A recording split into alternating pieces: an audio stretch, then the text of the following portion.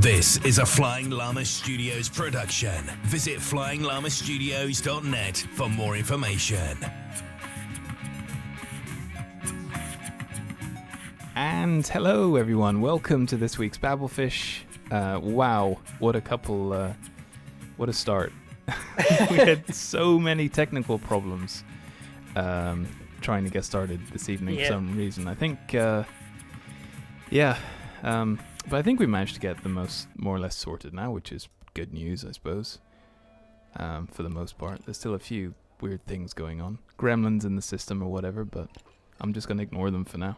It's just a very complicated setup that doesn't always work. Yeah, that's it. That's why I'm really looking forward to having a proper dedicated studio. Because it means that once it's all set up, I don't have to touch it again during the week.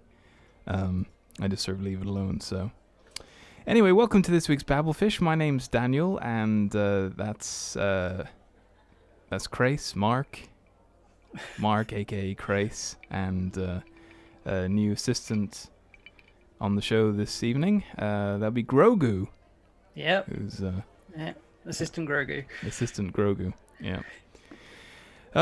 Anyway, so we are an entertainment podcast. We talk about TV, movies, tech news, anything like that, really. And so as well as tech issues this evening, I'm also having problems with my throat. I've got a frog in my throat this evening as well. I can't even talk, which is...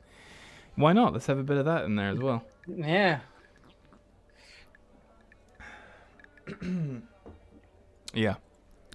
So, we try to talk about tech news, gaming news, movies, TV, that sort of stuff. And on this week's show, we're going to be talking about a series on Netflix, actually, I started watching the other day, called Alice in Borderland. And the movie which I think you chose this week, which was The Captor. Yes. Which we're going to be talking about a little later in the show. And yeah, that's it really. We got a few other bits and pieces, but it has been another relatively slow news week, unfortunately, which is... Yeah, it's really weird. Last week was chock-a-block with stuff. And this week there's nothing. Yeah. What was special about last week other than, I don't know, presidential inauguration? Yeah. Well, I mean, that's pretty big news, I suppose, but yeah. Yeah, it's not something that we talk about. No. But yeah, anyway, so hopefully, fingers crossed, nothing else is going to go horribly wrong this evening and we can actually do the show. Oh, it's just, like I said, I don't want to dwell on it too much, but I hate technology. I'm getting to that point in my life now where I'm starting to hate it. Because it never works properly. It's yeah. Yeah, I think I've just spent... You've been at that point. Yeah. You've been at that point for a few years. It's true though. I mean, probably 20. the funny thing is, I've as anyone who knows me, they'll tell you, hey, computers, and I still do. I maintain that. Anyway. So how are you? How's things? How's life? Yeah, it's same old, really. Yeah, staying at home. We did get snow over the weekend. Well, Sunday. It didn't actually disappear until yesterday when it started raining. No, yesterday? Yeah, we had... yes, yeah. We had no snow here at all. It was a bright, sunny couple of days, actually, and then it started raining really heavily. Yeah. But yeah, there was a little bit of snow up in Blandford where I work, which was quite surreal, actually, sort of, because it's bright, relatively bright blue skies and all the rest of it, and driving down the road and then suddenly snow. It was a bit weird. But yeah, I mean, I sort of got out of my car and I'm just like, wow, the car park's actually covered in snow. So yeah. Yeah, I mean, that was the highlight of the weekend. Yeah, pretty much. I think that's about it. It's just because of all the issues we had this evening, I decided to crack out a beer tonight. I just thought that might help relax me a bit. I was very tempted to get a beer before we started. Yeah, I thought, nah. Yeah, I'm glad I did, actually. It'll help relax me, actually, and I might have one afterwards. Yeah. depending on how the show goes. Well, anyway, so what have I been up to really this week? It's pretty much more the same, to be honest with you. Just working from home, going into work occasionally, training the new guy, which is always fun. Yeah, training the new guy. And yeah, just kind of just trying to crack on with things really, and just try to doing a few DIY projects around the house. Okay. So yeah, we're well, I mean, like I said, we're selling the place, and I don't want to go on about that too much anymore. But I think we've well and truly covered that topic. But yeah, we're just I got a guy in to plaster the shed because for some reason we have a brick outbuilding, and somebody decided to plaster it and everything else inside. It's like a breeze block sort of thing. Yeah. Anyway, all the plaster's going to come off on the inside over the years, and we had a guy come in the other day, and he replastered a lot of it. So all we have to do now is paint it, and I think really, apart from that and maybe a little bit of painting in the lounge, I think we're done. I think all the DIY is done. So when the new owners move in, they'll be like, "Ooh, this is not as bad as we thought it was." Yeah, it's always one of those, isn't it? It's like you, I mean, it's funny. It's like you buy a house, right? And then you think, yes, I like it, and then you don't really have access to the building again until you've actually finished or completed the purchase. So you sort of forget what it looked like when you were there 3 months ago.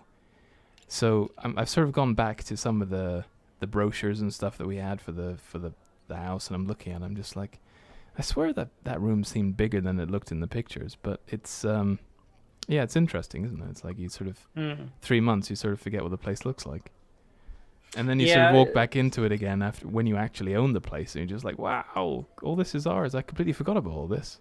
I think there have been cases where people do like second viewings, or they get permission to go in and sort of measure up for like curtains and things like that. Yeah. Before they actually move in, so they can buy this stuff. But I think in the world, the way the world is at the moment, that's just not possible. Well, I don't know. I mean, probably not. But yeah, I think the first time I'll see it again is actually when we move in. Yes. So it'll be really empty, and then there'll be loads of boxes everywhere for months. Is there any progress on that? Not really. We're doing all the surveys and stuff, and that's going to take forever. Getting a little worried about time now because of the stamp duty situation. Yeah, I've been reading a whole lot about that. It's just ridiculous. But anyway, so apart from that, really just working. I got I did a couple of drawings over the few weeks, and one of them I decided was good enough to actually get printed. So I've got some vinyl prints now that I'm probably gonna, I'm definitely gonna frame one of them and keep them in the new house. But I've bought a couple extra ones, and I really don't know what I'm gonna do with them. I don't know if you're interested or if anybody else is interested. I'm starting to get to the point now where I'm thinking about it might almost be time to open up a store. Yeah, just like almost. But put them on the website, and the thing is, I don't know. I don't think anyone would actually be all that interested, if I'm honest. I just don't. You'd be surprised. The thing is, I don't think I'm good enough, and I don't really think I'm. I just don't. I'm just lacking. I mean, I would honestly, genuinely be amazed if I put up some stuff on there and somebody actually bought it with cash money. The thing is, they say that you're always your own worst critic. Yeah, I think that's true of a lot of people. I think it's definitely true of myself. I think whenever it comes to anything like this, I think, why would anyone actually buy this? I really don't. I really don't get it. Yeah, you see the rubbish that people buy out there, so... Well, yeah, I suppose. I mean, I say that, and I've got... I mean, I would like to... for those of you that are listening and you're wondering what I'm going on about, I suppose you could call me an amateur cartoonist. Aspiring cartoonist, yeah. I've sort of been doing it for the last year and a bit now. I'm all right. I've still got a long way to go, but I was sort of thinking it might be nice to maybe when things like all the craft fairs and things like that, county fairs and stuff open up again, maybe next year, I might consider setting up a stall. Maybe I think that would probably be a good indicator, because at least then, I can talk to people and maybe get some feedback. Yeah, and you've got your own style. Yeah, it's yeah, I suppose I do. Yeah, you look at any of your drawings, pictures, cartoons, whatever you want to call them.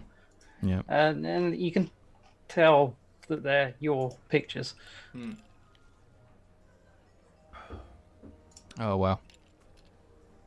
Incidentally, they're all viewable on flyinglamastudios.net. Yeah, I wasn't gonna plug it. I wasn't. Yeah. Anyway, so what else have I been doing really the last couple of days? I suppose, honestly, I've just been going to bed really early most nights, and I've sort of gone into a weird habit now of, because we moved the TV from the bedroom into the studio because I needed a big monitor for stuff in here. Yeah. And so that left me without any kind of a TV in the bedroom, which isn't a bad thing. But what I've started doing is actually wearing my VR headset in bed. Yeah. And watching Netflix, which is really, really good, because what I can do is that the Netflix app on VR allows you to sort of adjust where the screen is. Mm-hmm. So, it's like a sort of complete, 360, environment, void environment. You can literally place the screen. It's not really a screen, but it's where the movie plays. Yeah. Anywhere within that environment. So if you're lying down with your head on the pillows, you would if you're lying in bed normally, which means you're looking up at the ceiling, aren't you? But you can sort of adjust it so that it sort of creates the impression that there's TV on your ceiling. Yeah, that's quite cool. Yeah. Which is really, really good. So I can just sort of lie there and completely relaxed and just watch Netflix and stuff, which I have been doing the last couple of days. It actually works quite well. It's not particularly uncomfortable, and yeah, it's all right. It seems to work.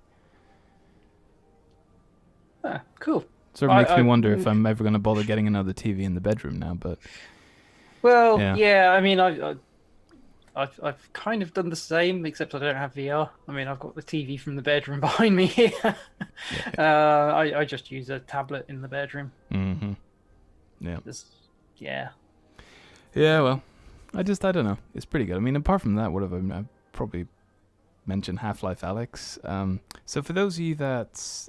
I don't know how interesting this is going to be to a lot of people, but Half-Life is for those of you that uninitiated amongst you, Half-Life is a bit of a cult thing in the computer game world.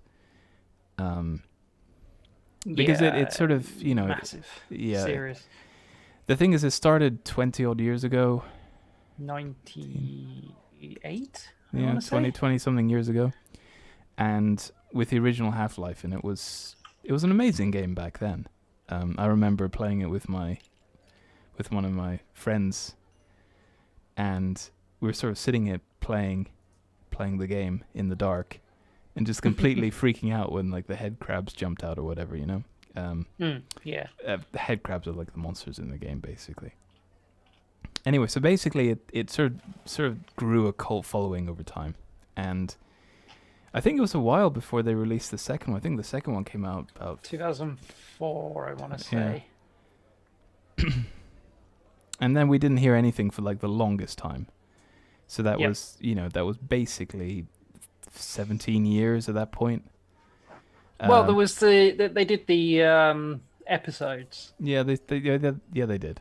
They did 2 episodes and Lost Coast. Mm-hmm. That's true. So anyway, so there's a very long gap after all that lot came out. People were wondering if they're ever going to release another Half-Life again. And I think a year ago they did. They released a VR game called Half-Life Alyx, and it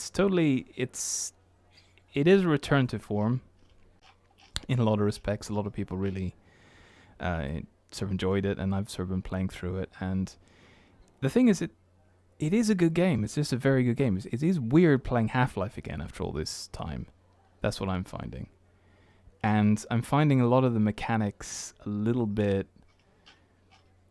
I guess, a little bit old school, I suppose you could say. It's like, it's not particularly, it's like, I guess there's a nostalgia factor there, but I mean, when I'm playing it, I don't, it's still Half-Life, which is good. But, I mean, obviously, they've tweaked it for the fact that it's a VR game. Yeah. So, the combat's totally different. So you've got to reload your weapons and stuff and everything else. And the combat's a lot slower, and it's a lot, and everything else. And the environments are really, really detailed, and it's nice. And there's a good story there as well. You're sort of rescuing your father, and then as time goes on, you actually go to, I suppose I can mention this now, it's no real, it's been out for a while. Gordon Freeman comes into it. Really? Okay. Mm-hmm. And Gordon Freeman is the main character from the Half-Life originals. 1 and 2. Yeah, that's right, yeah. So a lot of people will be like, oh, wow, Gordon Freeman. So that'll really sort of get, that's the real nostalgia factor right there. Yeah. And, I mean, it was, I think they tried to do something a bit different in one of the chapters of the game that they called Jeff. And I hated it. It ruined the game for me, it really did, because it was just... hold on a second. Yeah, sorry. Dog's barking next door. Yes, it sort of really ruined the game for me, because it was... so basically it was a monster that spewed out all this this poisonous gas. And for whatever reason, it was invulnerable to weapons. You can shoot it as much as you like, you can't kill it, which is really frustrating. So you got to kind of sneak around it, and as soon as it sees you, you can't move away, you can't run, you can't hide. It's basically like a T-Rex, it's got super powerful hearing, but it's so you have to kind of throw bottles and stuff to kind of make it run away from you, just so you can get by and everything else. Yeah. And that was an entire chapter of that, and it was really frustrating because the slightest mistake and it would come running after you, and then you couldn't do anything to you'd pretty much die straight away.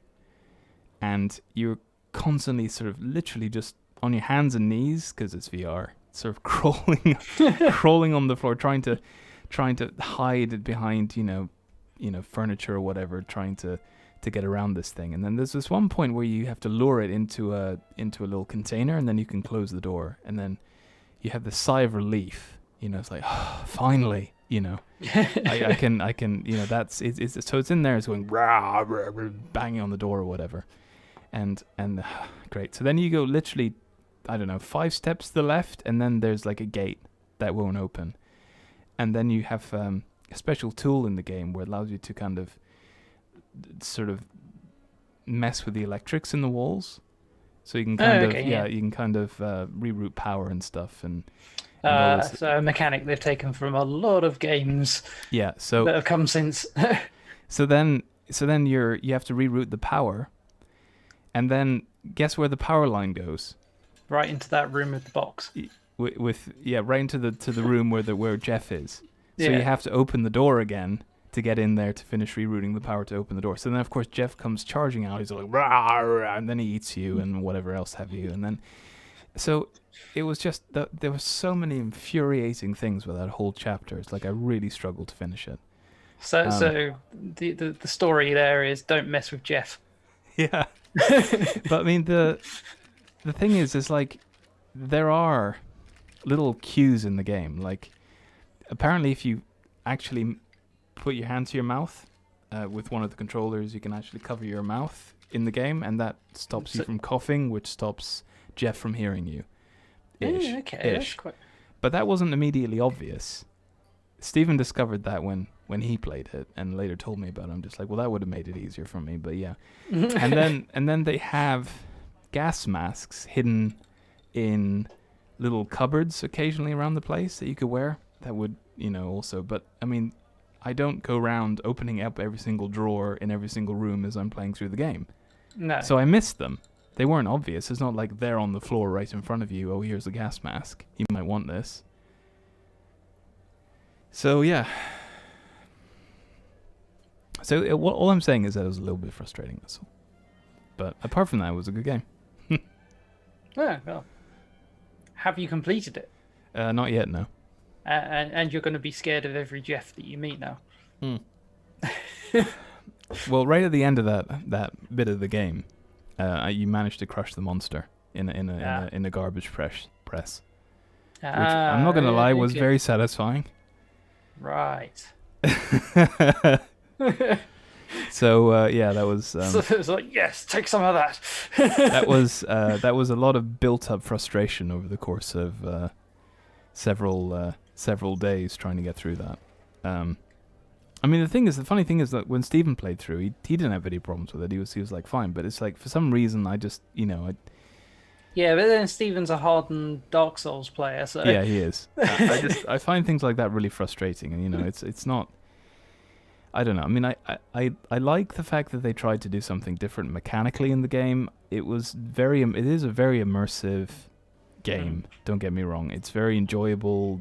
Especially later on, you're going through an abandoned zoo and there's all sorts of weird creatures and stuff, and you can kind of hear the commentary in Russian because of this. It happens to be based in Russia. And yeah. Huh. Okay. And so yeah, you see all that, and it's pretty cool. It's a really, really immersive game, and VR just does add a whole new level of immersion to games. Yeah. If you don't get motion sick. Actually, you know what? After a while, you get better. I did used to get motion sickness when I started playing, but I think it just comes with the more you get used to it, the more I think you acclimatize to it, and I think your inner ear gets used to it, and you don't get motion sickness as much. I can sort of play now for about 2 hours before I start to feel a little bit, okay, I might want to stop now. Yeah, but I think that's probably the recommended maximum you play on these things, isn't it? Mm-hmm. Because I think a lot of the motion sickness came from the fact that the older VR headsets weren't, the resolution wasn't as high and the refresh rate wasn't as high on the screens. Yeah, I think it also depends on the game as well, and there's lots of things that you can do to kind of make it easier on yourself. But I mean, basically, if there's anybody listening to this or watching this and is sort of thinking about picking up a VR headset and picking up Alex, I would recommend it. It is one of the best VR games I've played, apart from Jeff. Apart from that one chapter, it's been great so far. You watch Jeff will get a spin-off next. Oh, I'm not buying It'll be the life and times of Jeff, the monster from Half-Life Alex. Yeah, honestly, at some point, I'm sure you're gonna come over and I'll show it to you and you can have a go and you'll see what I mean. It is. Yeah. One day I'll be allowed to visit. One day you'll be allowed to leave the house and venture into the outside world. Yep. Yeah, no idea when that'll be though. Nope. Yeah. Yeah, so there's only a couple real pieces of news really to talk about this week. Because it's been a little bit of a slow news week, I think, for the most part. We've got, I mean, the one thing I do want to quickly mention is that Star Trek Lower Decks is available on Netflix Amazon. now. Is it? Amazon Prime. Amazon Prime. Yeah, the whole of season 1's on Amazon Prime now. Cool. So yeah, we've seen it. It's really good. I've started rewatching it actually. Really? Yeah. Is it rewatchable? Yeah, it is. Oh, okay. Yeah. There's still, some of the jokes from when still hit. Mm-hmm. Of course. I mean, it's only been not that long. Well, it came out in August originally in the States. But yeah, some of the jokes are still good. Yeah, okay. So. I mean, the thing is, I'm not really one for rewatching things. I don't. I don't. I'm not. Apart from Star Trek things. I mean, I've rewatched Star Trek various different Star Trek things many times.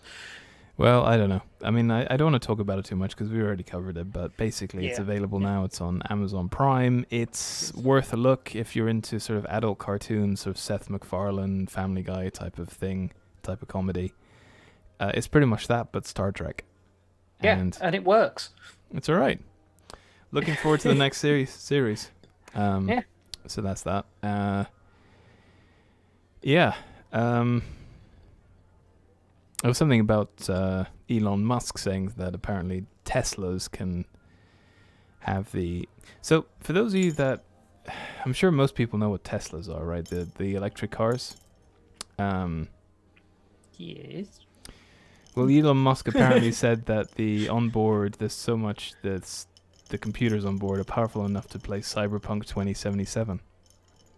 Well, I'm not sure. I mean, it's not like you'll ever be playing Cyberpunk 2077 when you're driving, and I don't know when that'll ever come in useful. But so he's basically saying that the Tesla's better at playing Cyberpunk than a PlayStation 4. well, I mean, that's not hard. Let's be honest. It's not a difficult feat, is it? Yeah, that's it really. I mean, I was looking at watching a documentary about battery tech in the electric cars, solid state batteries and stuff. That's quite interesting. Like there's going to be, I think we are going to see a lot of adoption of electric vehicles in the next. But we have to, because the petrol and diesel cars are not going to be, well, new petrol and diesel cars can't be sold from 2030. Yeah, well, we've still got quite a few years, most of a decade. Yeah, but most of the adoption will come in that decade.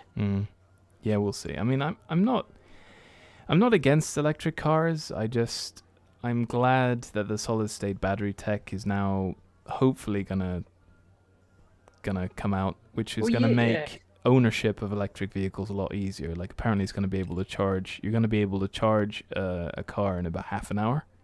No. There was the last week. There was the news about the battery tech that can charge in 5 minutes. That's mental. Yeah, obviously initially it's going to be extremely expensive, and it's only been designed for niche products. But it's still pretty cool, though. I mean, it's nice that they're at least making developments in battery technology, because I think that's something that's really been stagnant for a while. Because I don't really think there's been much. The thing is, it's like the demand would drive development, but there hasn't really been the demand for it. So therefore, development has sort of stagnated. And at least now, with electric vehicles becoming more and more prominent, with adoptions are picking up now, and people, looking at electric car alternatives, I think there's more of a demand, and therefore, a lot of these companies have been developing this stuff for the last sort of 10 years or whatever, but in the background, yeah. But I think recently they've had a lot of sort of injections of sort of investments in development, and it's kind of helped, I think.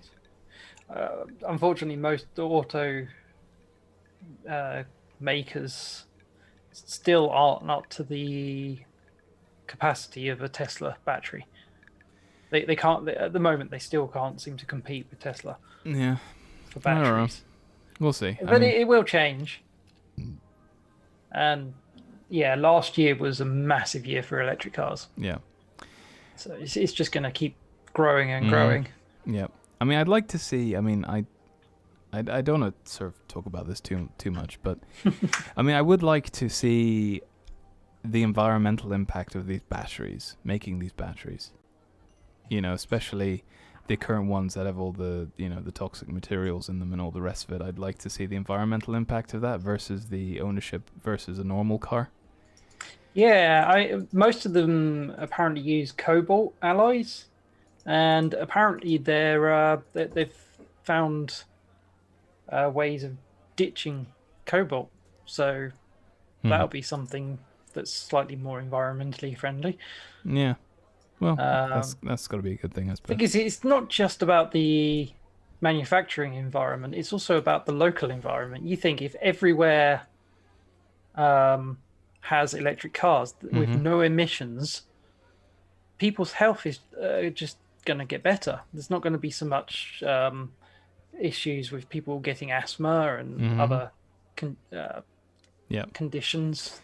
No, I'm all for it. I just, I just didn't think that. I mean, the ownership it's still out of reach for a lot of people because electric cars mostly are really because expensive. of the cost. Yeah, exactly. So I mean, it's one of those. But hopefully now that there's a bit more of a demand and everything else, so hopefully they'll drive down the cost. And that is that'll coming help. down. Yeah, and then hopefully that'll help with adoption.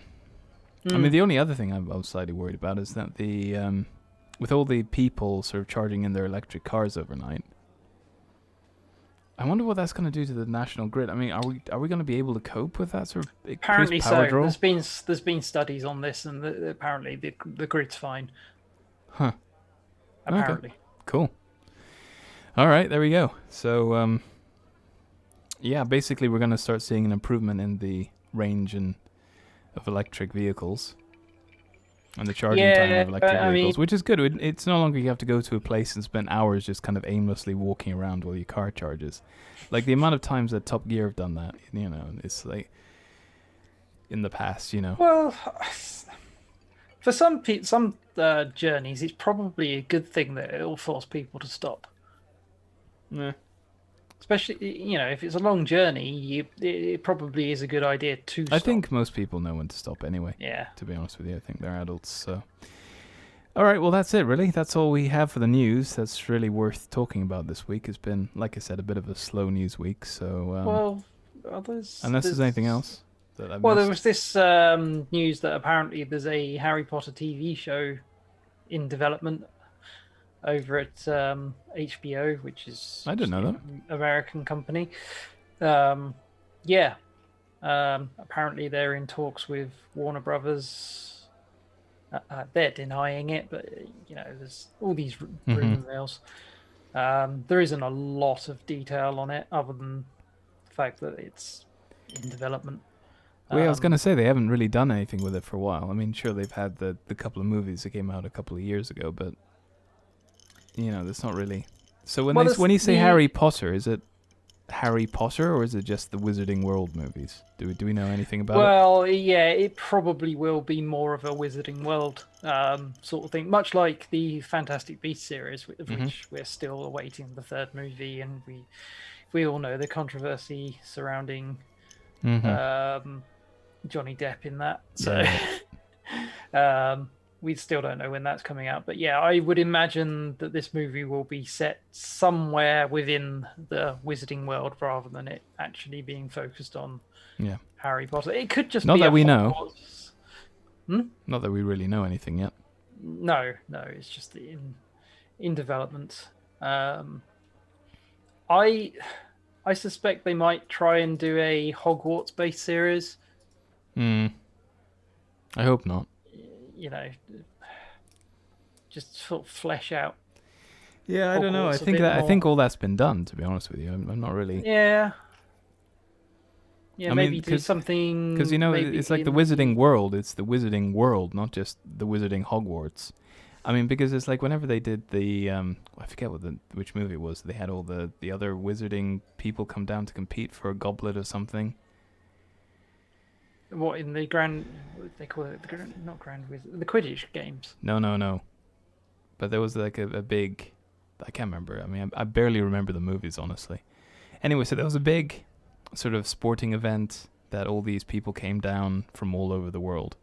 So they're wizards from all around the world. It's not just. Yeah, that's when they had the Hogwarts, the Quidditch. No, it wasn't Quidditch. It was something else. I can't remember. Yeah, I haven't read the books and I watched the movies, but yeah. Yeah. Anyway, yeah, they were all competing for this goblet of something. I think whatever. Anyway, so basically, there's a whole world there, and I hope they kind of flesh it out a bit more. It would be good if they could just expand on it. Maybe more in the adult area of the world, rather than surrounding the children. Mm-hmm. Sort of more what the adult wizards get up to. Because what do you do when you finish at Hogwarts? Yeah, you get a job. Yeah, You get a but jab. doing what? I mean, there's so many different things. You get a jab. Yeah. Yeah. I mean, the thing is like, what would we're kind of getting a bit a bit off track here, but I mean, what would a wizard actually need a job for when they can just literally conjure anything they want? That's true. So I want some food. Exactly. There you go. You never starve. You never have to go to a job to pay a mortgage. I don't know of a single wizard that has a mortgage. Yeah, I need shelter. Exactly. It's like what. So yeah, I guess it would be interesting to see what wizards do. Yeah. I mean, I think they touched on a little bit what Harry and the other characters did after Hogwarts, didn't they? At the end of the movies, whether they did in the books, I don't know, but it would be interesting to expand that a little bit more. I guess we'll find out. See what real life is like for a wizard. Real life. Real life in the wizarding world. Yeah. Okay. All right. Anyway, so is there anything else? There's one other thing. Okay. Apparently, Netflix is developing a Tomb Raider anime series and a Skull Island anime series. Okay. Netflix, right? Netflix, right? Netflix, yeah.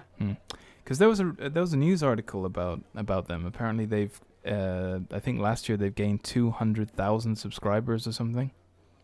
Which is not surprising, given. No. But it now does mean that they are financially stable. And I read the article, and it basically said it means that they don't need any external investment. Oh, wow, okay. So that means they can now fully fund things themselves without having to go outside for investment. They probably will, though. Probably. But yeah, it just means that it's more sustainable now, which is interesting. So I suppose we might see more stuff like this, you know. Yeah, because they've already got a Pacific Rim anime series in the works. They're also working on a Cyberpunk 2077 series and a Resident Evil CG show.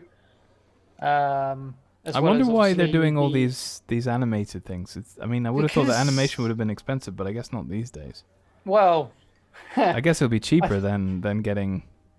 I think in the current state of the world, animation is quite easy to do. Because as long as the animators have got drawing tablets and stuff at home, and they can do it all at home, most of it can be done remotely, and then you just need the voice actors to record their stuff. It's probably the easiest thing to do at the moment. Well, I mean, relatively easy. Compared with doing a big budget sort of thing, massive loads of sets with humans walking around infecting each other. Well, we'll see. We'll see. But yeah, I mean, it's interesting they're doing a lot more animated stuff now. I mean, that's pretty cool, I guess. But it's also the fact that they're doing, Tomb Raider, massive game franchise, and there's been three movies? Three movies, yeah. Skull Island, which is obviously that's King Kong, isn't it? Yeah. Cyberpunk, well, that's another game. It's originally a tabletop RPG, now turned into a computer game, and of course Resident Evil, originally computer game, massive film franchise, other CG shows, and they're doing that. There's also of course the Witcher spin-off that they're doing, and apparently they're doing a Red Sonja show as well. Never heard of it. Red Sonja was a spin-off of Conan the Barbarian. Oh, okay, yeah. So they got a lot of animation coming up. If you're into anime, I mean, I'll watch it. I mean, I'll give it a go. I'm not going to dismiss it, but we'll see. No, I do enjoy anime. Although it has to be the right series. Yeah. Some anime I just look at and I'm like, that is awful. Why is it so popular? All right. Well, is that it then? Is there anything else? No, that's all I've got, unfortunately. Mm. as you say, That's slow right. news week. Yeah. Anyway, so the first of the couple of things we wanted to talk about this evening was Alice in Borderland. Which was a TV series which on Netflix, which I stumbled across. It was one of those things. I was lying in bed, I was bored, and just like, I don't know what I want to watch. So it was just this massive. It was like their headline thing. It's like, watch this. So I did, and yeah, it's pretty weird. Yeah, it is. But then you'd expect it to be. It's Japanese. Mm-hmm. Yeah, definitely. It's a Japanese series based on a manga. Mm-hmm. So if you know what mangas are, you kind of know what to expect. Yeah. So basically, what happens is there's a group of people just kind of messing around, and I haven't actually finished the series. I don't know what happens in the end. I just know the first. Right, okay. Yeah, I just know the first. I think I'm halfway through it. The first season. It's 8 episodes. So I got up to the beach part where they're all in the beach place. Yeah, the beach. Yeah. Yeah. So there are a whole bunch of people just living their life in Tokyo, and something happens, and they get teleported to some sort of alternative reality. As far as I can work out, I don't know if it is. We don't know what it is yet. Yeah. I mean, they think it's some sort of alternate reality or something. Possibly. Well, basically, where everyone's just disappeared, apart from a handful of people. Yeah, it's and basically they go outside. What happens is that yes, they were just messing around, and then suddenly they got teleported to this place, and everyone's just disappeared. There's nobody around and there's no power, there's no electric. Everything's completely deserted, and they're just like, what's going on? What's happened to us? And then it sort of goes on from there. So then they're sitting around wondering what they're going to do, how they're going to, trying to figure out what's happened to them. And suddenly, there's a light that says, contestants must go this way for a game. And then just like, oh, okay. Game arena this way. Game arena this way. And, so they follow all the signs and stuff, and they end up meeting up with a few other characters. And everyone's just equally confused. Nobody really knows what's going on. Everyone's just like, what's happening? So they pick up a phone or whatever, and the phone tells them the instructions for the game that they have to play. And then it becomes a little bit, so as soon as they walk through the entrance, it's there's like an invisible barrier sort of thing. Yeah, it is. Yeah. So they got a visa if they succeeded with the game for 3 days, but yeah, okay. So the games are all, to start with, they're all pretty brutal. They're all physical challenges, mental challenges, yeah. And there are other emotional. Yeah. And so they go into the game arena, and then they quickly find out that these things really are sort of life and death. If you make a mistake, or you don't finish the game properly, or you don't complete it in the time limit, or any other set of conditions based on whatever game they're going through, they'll probably die or whatever. Yeah. So then, obviously they start panicking when they realize that it's not just a game. They're literally fighting for their survival. And yeah, I still don't know who's setting up all these games and stuff. Yeah, I have actually finished the series. Yeah, it's still unclear. It has been renewed for a second season. I think I read somewhere that the first season is basically the first 30 odd chapters of the manga, and there's still another something like 30 odd chapters to go. I mean, it's pretty dystopian, because what happens is, like, if somebody tries to run away, they'll go over a barrier, and then they'll get lasered from the sky. There's some sort of laser beams come down from the sky and kill them. Yeah. So they have to complete the game or they die. That's literally it. They don't get a choice. But if they manage to complete the game, they'll get a visa, and it's usually for 3 days. And the visa basically means that you're safe for 3 days. You don't have to compete in any other games. You're good for 3 days. Yeah, so you can chill for 3 days. And it basically just follows the story of these guys just sort of going around and just trying to figure things out. And eventually they get dragged into games because they have to compete, and then they meet other people. And the games are actually quite interesting. I think they're well thought out. They're very... Yeah, and let's just say it gets more brutal. Yeah. It does. It gets, it does get a bit weird, but a lot of the games are quite intelligent, in the way that they're thought out. It reminds... There's movies that have a similar sort of premise, but I can't remember what I've watched in the past, but I can't remember what they're called now. It reminds me of Cube in some way. Do you remember Cube? In some respects, Cube. Some people have likened some of the aspects to something like Battle Royale. Yeah. I suppose you could include Hunger Games in that to a certain degree. Yeah. Yeah, that's right.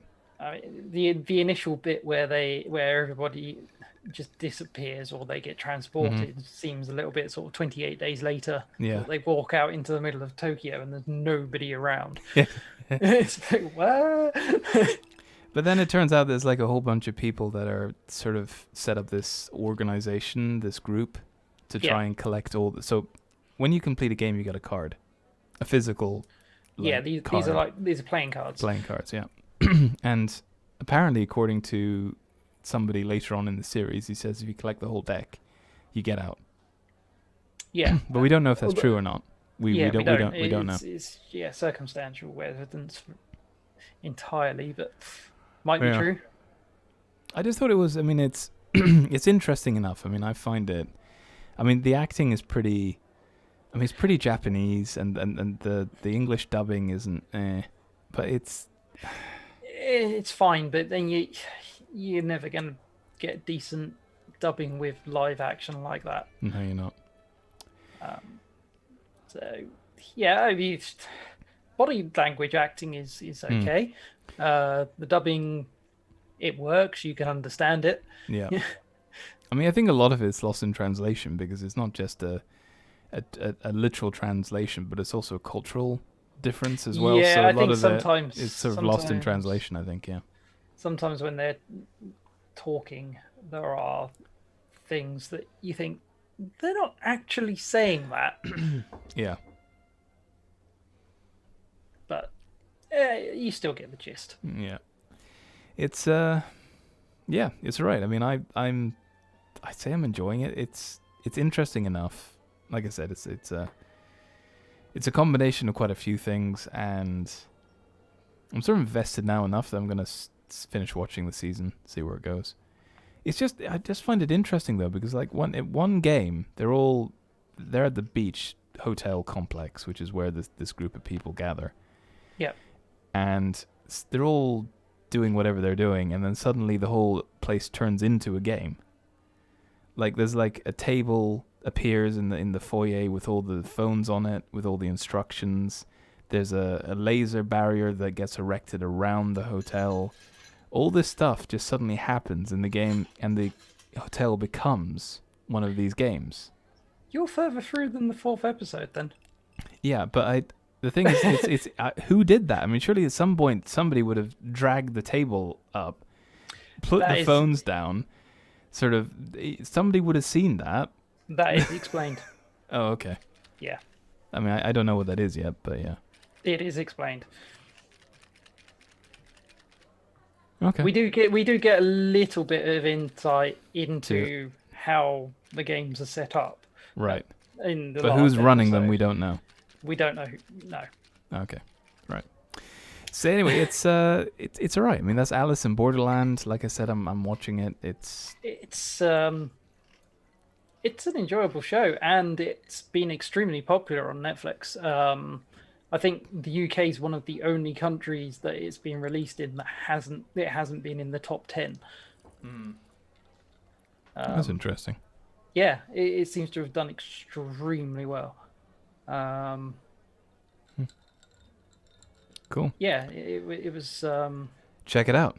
ranked top 10 in Malaysia, Hong Kong, Philippines, Singapore, Taiwan, Thailand, Vietnam, but it's pretty Canada. it's pretty gory, so definitely not for Yeah. kids. So 18. Oh Definitely yeah, 18. definitely 18 plus. Yeah. All right, well, we've only got 10 minutes left, so the last item that we had to talk about today was our movie of the week, which this week was picked by Mark, The Captor. Yes, which Otherwise, is also known Stockholm. as Stockholm. Yeah, it was an interesting. Apparently, it was based on real life events. Yes. Which I find kind of funny.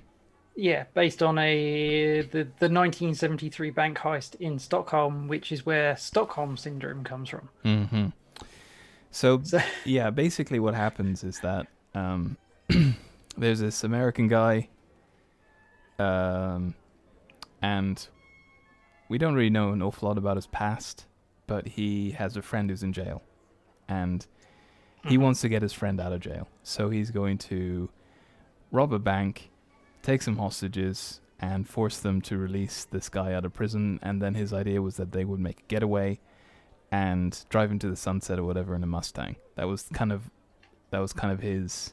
That was his plan. That was his plan. It obviously didn't work out that way. So I don't know. Do you want to take this one? I mean, it's a pretty complicated one because there's. It is.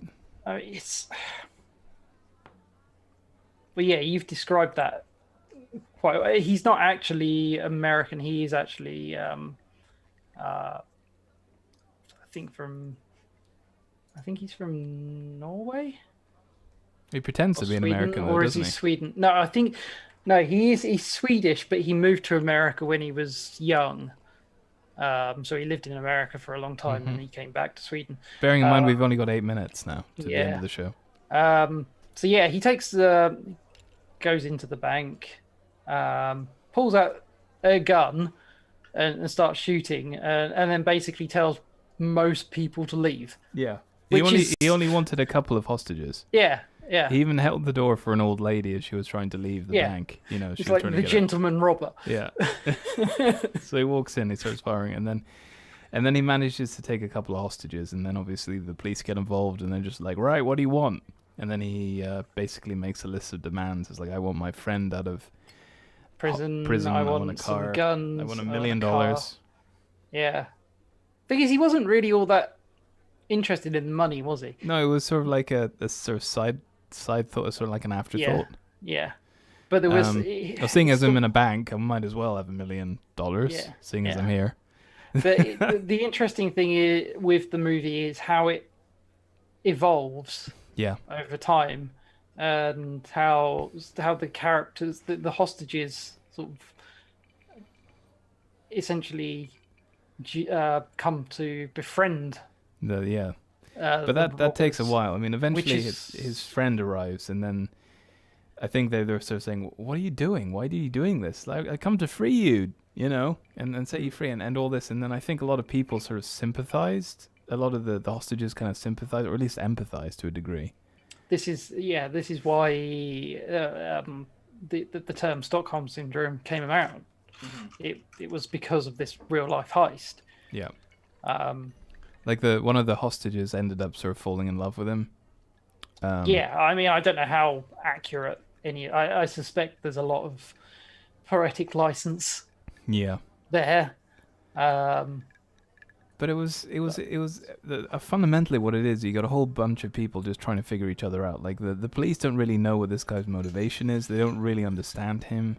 Yeah, and the thing is, he's not particularly. He doesn't want to kill anyone. He just wants to get his friend out of jail, and he has to sort of pretend to the police that he is willing to kill people. And in the end, he has to recruit his hostages to he has to get them to pretend that he shot them. Yeah. You know, so it's like, and the idea just to kind of give them some credibility or whatever, so that the police would take them seriously and meet their demands, and then they're just sat around playing cards and listening to music and having a great time. You know, the hostages aren't in any real danger. Yeah, and the police at one point try to gas them, and then they just decide that they're essentially pretend to hang the hostages. Yeah. In an attempt to stop them gassing Yeah. them, because they're sort of like, well, if you gas us, they're all going to fall asleep and die. Yeah, I mean, obviously, that wasn't actually going to happen. No. He was just pretending, and that's it. It basically it's the story of these people. I mean, I wouldn't say they were friends, but they just they just sort of, all right, well, this is happening, let's just make the most of it type of situation. And it's like, the one of the main hostages, the lady, I forget her name, ended up falling in love with the guy, and they had a little bit of a romantic thing at one point in the movie. I mean, it basically comes to a head where they almost manage to get out, but then they have to go back in again, and then the police kind of figure out that he's not actually a killer, he's not actually capable of killing anyone, so they can quite happily just go in there and just deal with the situation, and then it sort of falls apart from there. But yeah, it's basically just a whole bunch of people sort of trying to, well, the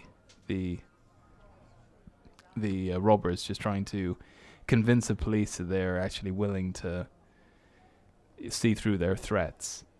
Yes. Sort of recruiting the hostages to kind of to help them kind of create that impression. And just all this kind of ridiculous situation where they're all just sat around just playing cards and having fun when the police aren't looking. Yeah. And it's and eventually, like I said, Stockholm syndrome is like the is when you kind of fall in love or you miss your captors. Well, yeah, you form a bond with them. And it's definitely the case in this situation for one of the hostages in particular. Yes. And yeah. Yeah, but from the sounds of it, the bit where they are attempting to escape, where they're surrounding the main character, that apparently is very close to what happened. Okay. So they surrounded him and tried leading him out of the bank. Yeah, to try and protect him. Yeah, to try and protect him. Apparently that actually happened like that. Yeah. So there we go. That was the Captor. It was alright. I mean, I'm not really into all these bank robbers type of movies. It's not really the sort of thing that I would pick myself. But it wasn't a traditional bank robber movie. No, it wasn't. It was It was more of a. Yeah, it was more about the relationship between the. I think at the beginning of the movie, didn't it say this is one of the strangest bank heists ever? Ever. Yeah. Yeah. Yeah. And yeah, I agree. The twists and turns, right? It's all like, really? Yeah. Really? Yeah. It's well worth. I'd say it's well worth a watch. All right. Well, there we go. That was The Captor. It's on Amazon. Amazon. Yeah. Prime. You can check it out. It's all right. It's pretty interesting. It's and I think it's all the more interesting because it's actually based on true events. You know, something that actually happened, which makes it all the more surreal. Yeah. Yeah. So I think that's really about it from us tonight. I think we're pretty much at the end. We got there eventually. Sorry about all the technical hiccups at the beginning of the show there, but yeah. I think we need to go for 4 times lucky rather than 3 times lucky. Yeah. I'm just looking forward to going to bed tonight, actually. I'm really tired for some reason. Anyway, so thank you very much indeed for listening. Hopefully you've enjoyed the show. As always, don't forget, if you'd like to check out our website, flyinglamastudios.net. That's flyinglamastudios.net is our website. Alternatively, you can always head over to our YouTube page. Just search for Flying Llama Studios. And don't forget to like and subscribe. Yay. I'm having to say that now, and I hate myself. Every single time I say it, I hate myself a little bit more. I wonder whether you would make me say it again. And we're also on Twitch as well, and SoundCloud as well, if you're interested in the audio podcast version of the show. And Facebook.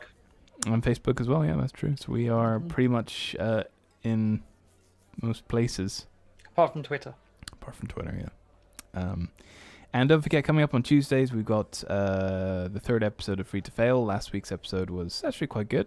Hopefully this week should be quite interesting as well. We've got a couple of interesting games lined up, so looking forward to that. And that's it, really. I think that's all the housekeeping. So all that's left to be said is thank you very much indeed for listening / watching, bearing with us while we have technical problems.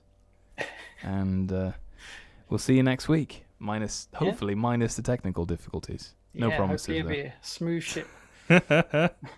No promises, sailing. though. See you next week. Bye. See ya.